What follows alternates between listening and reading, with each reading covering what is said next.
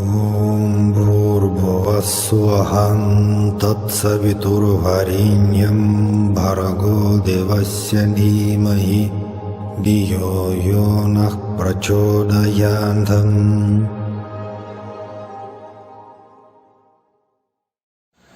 Saram everyone. So in this video we are going to speak about Swami's philosophy, Sathya Sai, and his teaching. Well, unfortunately, quite many people, including Sai devotees, while were paying attention too much on all the miracles and different amazing events and the situations in Swami's life, which is extremely important, by the way. But still, unfortunately, quite often we forget about Swami's philosophy. Well, I'm not sure how many volumes we have, but something like 100, I believe.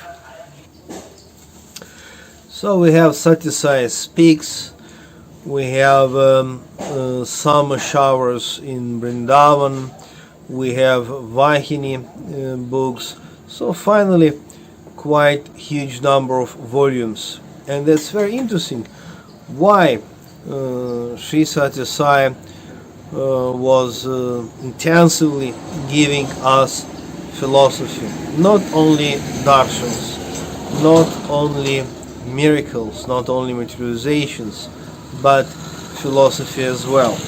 So it means, let us just today take one quote and think, contemplate about the meaning.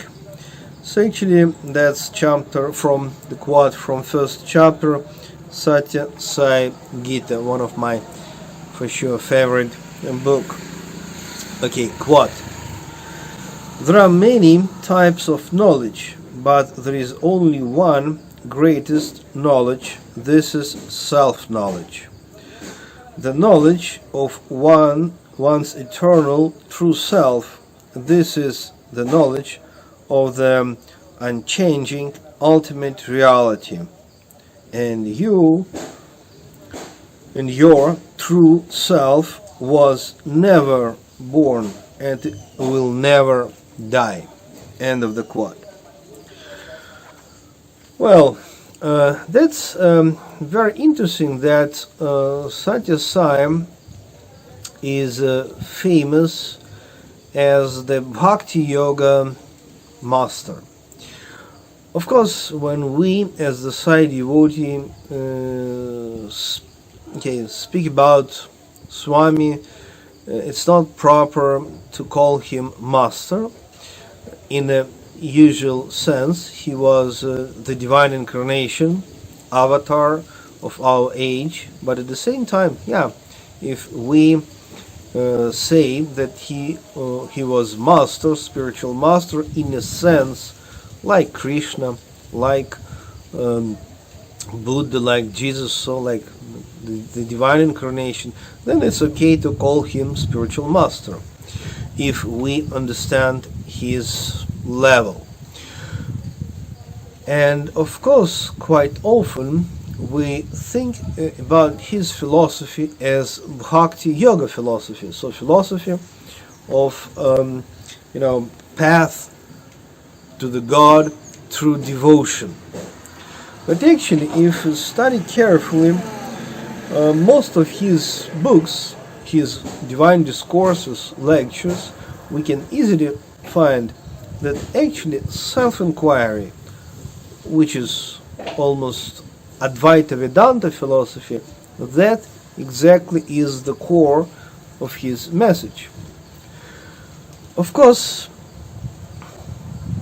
the sweetness of his darshans, the sweetness of his presence. I was fortunate enough to spend something like 20 years in Puttaparthi 90s and 2000s while he was there quite physically. And I was translating for the Russian-speaking groups back in the 90s.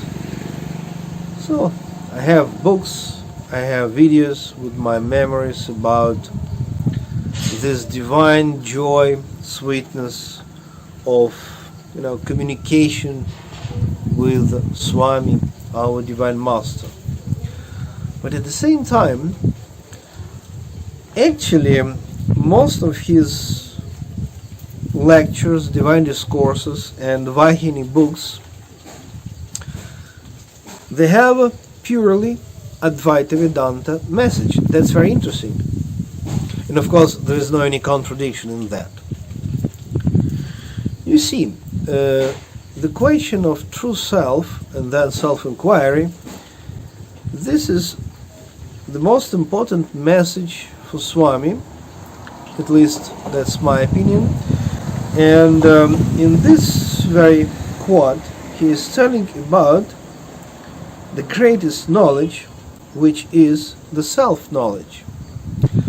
And actually, to contemplate and to inquire this true self, that is spirituality all about. Okay, as we know, Swami established quite many universities and colleges, and he supported social life, family, and all aspects of scientific knowledge, social activity. So it means he was not like cave yogi who is denying whatever connected with the social life and science and education, etc. No, nothing like that.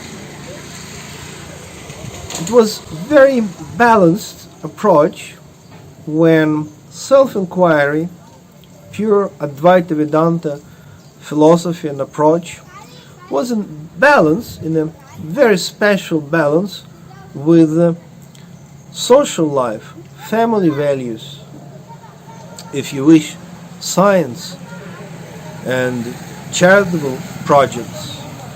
So it means Sathya Sai never deny, for example, scientific knowledge, or for example, any knowledge about social life, social structure. But his point was that the greatest knowledge is the knowledge about our soul, our consciousness, or self-knowledge. And it's not a contradiction, at the same time, to be human being in this society with a family and certain social responsibilities. That's very interesting, this balance, because we have so many teaching Advaita Vedanta traditions when different masters, they just completely deny this social reality. And I remember how Swami told me personally back in the 90s that this social life, this society, human society, created by God as the space for our spiritual transformation. At that time it was very difficult for me to appreciate, for me this social reality was not reality at all. That was just pure illusion. And we have plenty of Hindu, Buddhist and Christian masters and teachers and saints who just completely deny this world of multiplicity, a world of duality. But Sathya Sai was in a state of wonderful balance. And that's very interesting that actually even Adi Shankaracharya, many centuries ago, this Brahma Sutra Bhasya, so commentaries written by Adi Shankaracharya to the Brahma Sutra. And even in that commentaries, Adi Shankara wrote that, we're always using I am, and we have huge number of self-identification.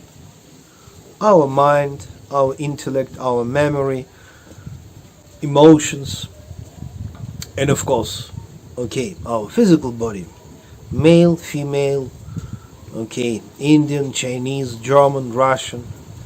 But wait a moment, all that just physical body. Okay, on like kind of more subtle way of self-identification is with the thoughts, feelings, emotions, memory, but that's also wrong. So we go the next step. The next step is soul. But even that is not the end of the journey. And what is the source of this soul? And the really huge question is, what are the tools for this self-inquiry? And if we just keep on thinking about this crucial question of who am I, then we'll not reach the end, the result, because how can we understand the source of mind with the help of mind? So, and that's the reason why meditation, contemplation is the tool. Because only meditation, proper meditation, is the tool which is really helpful in this process of self-inquiry. Because if we just logically think, who am I? Okay, I'm not physical body. Okay, I'm not my thoughts, mind, intuition, feelings, whatever, memory.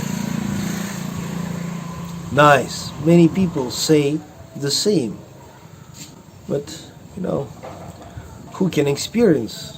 This is the big question. And the most important question for the esoteric tradition is actually experience, not knowledge.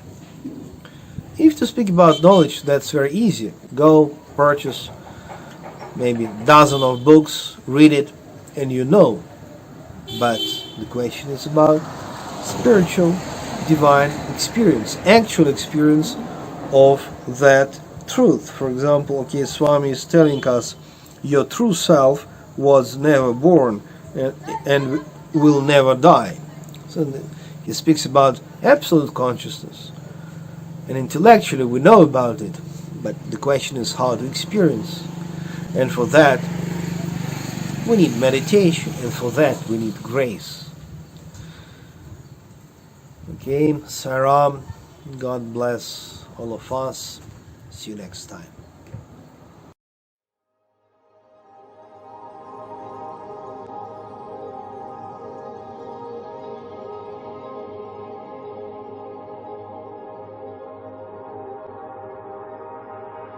Om Bhurбhuvassuvam Tatsaviturvarenyam Bhargo Devasya Dhimahi Dhiyo Yo Nah Prachodayantam